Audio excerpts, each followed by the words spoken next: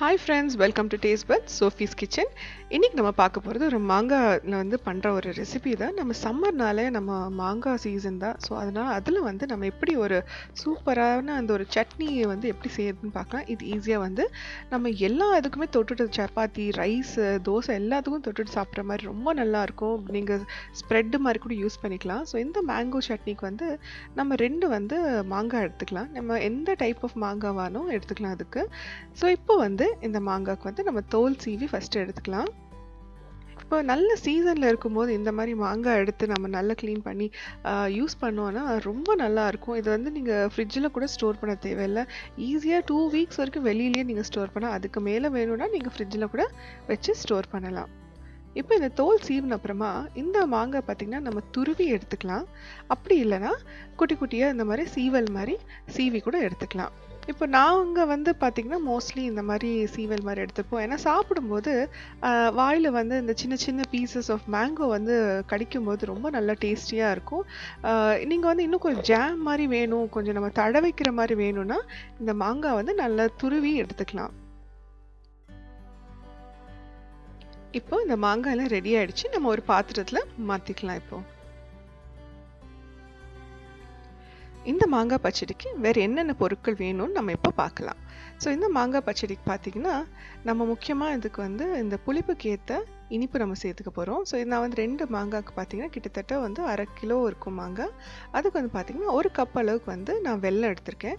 வெல்லம் வந்து டேஸ்ட்டும் ரொம்ப நல்லா இருக்கும். அதே மாதிரி மாங்காயில் இருக்கிற சூட்டை வந்து தணிக்கிறதுக்கு இந்த வெல்லம் வந்து ரொம்ப நல்லா உதவும். டேஸ்ட்டுமே பார்த்திங்கன்னா நல்ல திக்னஸ் வரும். நீங்கள் இதுக்கு பதிலாக நீங்கள் வந்து ப்ரௌன் சுகர் அந்த மாதிரி கூட நம்ம சேர்த்துக்கலாம். இப்போ இந்த 1 கப்பு வெல்லம் வந்து இதுக்கு கரெக்டாக இருக்கும். காரத்துக்கு பார்த்தீங்கன்னா 3 to 4 நல்ல காரமான பச்சை மிளகாய் எடுத்திருக்கேன். அதுக்கப்புறமா வந்து பிளாக் சால்ட்டுன்னு சொல்கிறாங்க. இது வந்து ஆப்ஷனல்.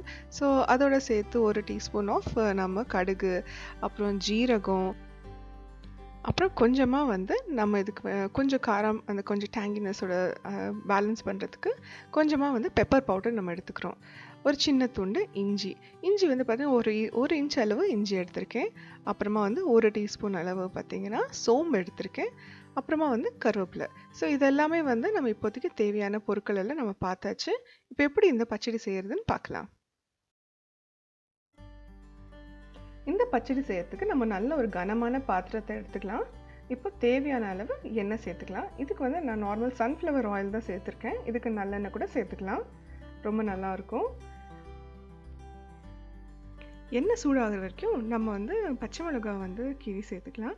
இந்த பச்சை மிளகாய் பார்த்திங்கன்னா கொஞ்சம் லைட்டாக சின்னதாக கீறி விட்டோன்னா அந்த விதையும் வந்து வெளியே வராது. ஆனால் பச்சை மிளகாய் காரமும் வந்து சட்னியில் நல்லா தெரியும் நமக்கு இந்த மாங்காய் பச்சடியில். அப்புறம் வந்து இந்த மாங்காய் வந்து பச்சடியில் உங்களுக்கு இந்த பச்சை மிளகாய் வேணாம், குழந்தைங்கள்லாம் சாப்பிட்றாங்கன்னு நினச்சிங்கன்னா இந்த பச்சை மிளகாய் ஸ்கிப் பண்ணிவிட்டு நீங்கள் வேண்டிய அளவுக்கு வந்து சில்லி பவுடர் சேர்த்துக்கலாம். ஸோ இந்த மாதிரி லைட்டாக கீறி எடுக்கும்போது விதை வந்து வெளியே வராது. ஆனால் டேஸ்ட் வந்து ரொம்ப நல்லாயிருக்கும்.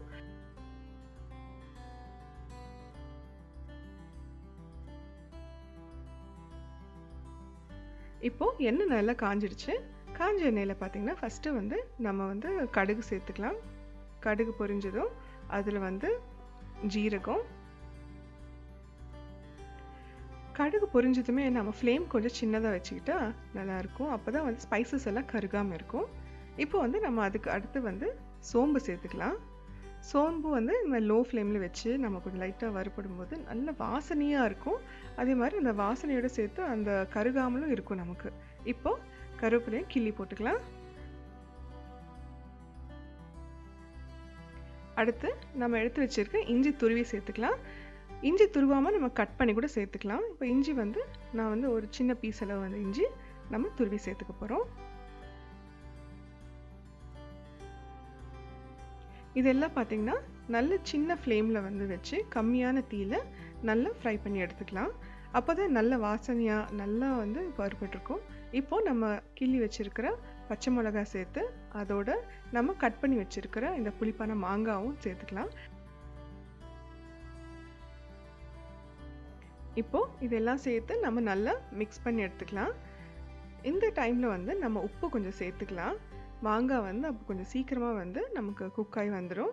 இப்போ இதோடு சேர்த்து நம்ம வந்து கொஞ்சமாக வந்து மஞ்சத்தூள் 1 டீஸ்பூன் அளவு போட்டு நல்லா மிக்ஸ் பண்ணி எடுத்துக்கலாம். இப்போ ஹீட் பார்த்திங்கன்னா ஒரு மீடியம் ஹீட்டில் தான் இருக்கு இன்னும். இப்போ வந்து நம்ம எடுத்து வச்சுருக்கிற வெல்லம் சேர்த்துக்கலாம். நீங்கள் வெல்லம் வந்து பார்த்திங்கன்னா இது வந்து கொஞ்சம் நல்ல ஸ்வீட்டான சைடில் இருக்கும். கொஞ்சம் கம்மியாக வேணும்னா கூட நீங்கள் கம்மி பண்ணி சேர்த்துக்கலாம்.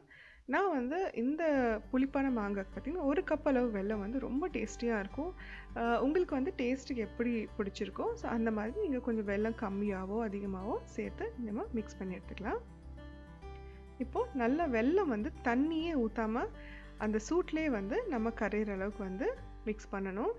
நீங்கள் தண்ணி ஊற்றினா ரொம்ப நேரம் ஆகும். ஆக்சுவலி தண்ணி ஊற்றாமலே அந்த மாங்காயில் இருக்கிற தண்ணியும் அந்த வெல்லத்தில் வர தண்ணியுமே போதும். இதுலேயே வந்து நல்லா வெந்துடும்.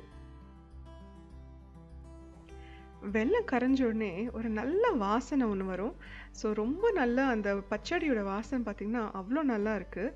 இப்போ இந்த வெல்லம் பார்த்திங்கன்னா நல்லா கம்ப்ளீட்டாக வந்து கரைஞ்சிடுச்சு அந்த சூட்லேயே. இன்னும் நான் மீடியம் ஃப்ளேமில் தான் வச்சுருக்கேன், ரொம்ப ஹை ஃப்ளேமில் வைக்கல. ஹை ஃப்ளேமில் வைக்கும்போது என்ன ஆகும்னா நமக்கு மாங்காய் வந்து ஒழுங்காக வந்து குக் ஆகாது. பட் ஆனால் சீக்கிரமாக வந்து திக்கும் ஆகிடும். ஸோ அதனால் ஒரு மீடியம் ஃப்ளேமில் குக் பண்ணும்போது ரொம்ப ஈஸியாக இருக்கும். இப்போ வந்து நம்ம தேவைக்கேற்ற உப்பு வந்து அதே மாதிரி நமக்கு இந்த பிளாக் சால்ட்டு வந்து கொஞ்சம் சேர்த்து நம்ம டேஸ்ட் நமக்கு ஏற்ற மாதிரி நம்ம அட்ஜஸ்ட் பண்ணிக்கலாம். இப்போது இந்த பெப்பர் பவுடரும் கடைசியாக சேர்த்துக்கலாம். இந்த மாங்காய் பச்சடியில் போட்டிருக்கிற எல்லா ஐட்டம்ஸ், இந்த ஜீரகம், அப்புறம் சோம்பு, இந்த பிளாக் சால்ட்டு, காரத்துக்கு இந்த பச்சை மிளகா, இது எல்லாமே பார்த்திங்கன்னா அவ்வளோ நல்ல சுவையான டேஸ்ட் கொடுக்கும். ஸோ இந்த மாதிரி ஒரு பச்சடி நம்ம செஞ்சு வச்சுக்கிட்டோன்னா நம்ம சப்பாத்திக்கும், தோசைக்கும், ரைஸுக்கும் எல்லாத்துக்கும் இது தாங்க எங்கள் வீட்டில் ஓடும். செஞ்சு வச்சுருக்க முடிகிற வரைக்கும் இது தான் யூஸ் பண்ணுவாங்க. இது ரொம்ப டேஸ்டியாக இருக்கும்.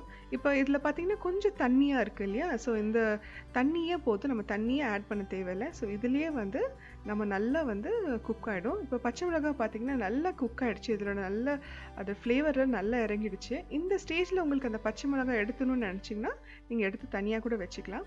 நான் வந்து அதோட சேர்த்தே சாப்பிடுவோம். அது ஊற அந்த பச்சை மிளகாக்கே வந்து ஒரு நல்ல ஒரு டேஸ்ட் வரும். ஸோ இப்போ வந்து பார்த்திங்கன்னா இப்போது இருக்கிற தண்ணியெல்லாம் நல்லா ஓரளவுக்கு வத்திடுச்சு. ஒரு ஜாம் கன்சிஸ்டன்சியில் வந்துடுச்சு பார்த்திங்களா? இப்போ ஒரு மாதிரி திக்னஸ் வந்து நம்ம பழைய இது இல்லாமல் நல்ல திக்காக வந்து ஒரு ஜாம் அண்ட் கன்சிஸ்டன்சியில் வந்துடுச்சு. தண்ணியெல்லாம் ஓரளவுக்கு வத்திடுச்சு. ஸோ இந்த மாதிரி ஸ்டேஜில் வந்து நம்ம வந்து அடுப்பு ஆஃப் பண்ணிடலாம். இந்த ஸ்டேஜில் உங்களுக்கு உப்பு, காரம் ஏதாவது வேணும்னா கொஞ்சம் லைட்டாக ஆட் பண்ணணுன்னா ஆட் பண்ணிக்கலாம். இப்போ நல்லா ஆறின பிறகு நம்ம இந்த பச்சடியை வந்து நல்ல ஒரு ஏர்டைட் கண்டெய்னரில் வந்து நம்ம மாற்றி எடுத்து வச்சுக்கலாம். அவ்வளோதாங்க, நம்ம டேஸ்டியான சூப்பரான மாங்காய் பச்சடி ரெடி. இது ஈஸியாக வந்து நம்ம ஒரு 2 வீக்ஸ் வரைக்கும் மினிமம் வந்து நம்ம ஸ்டோர் பண்ணிக்கலாம். வெளியிலேயே ஒன்றுமே ஆகாது.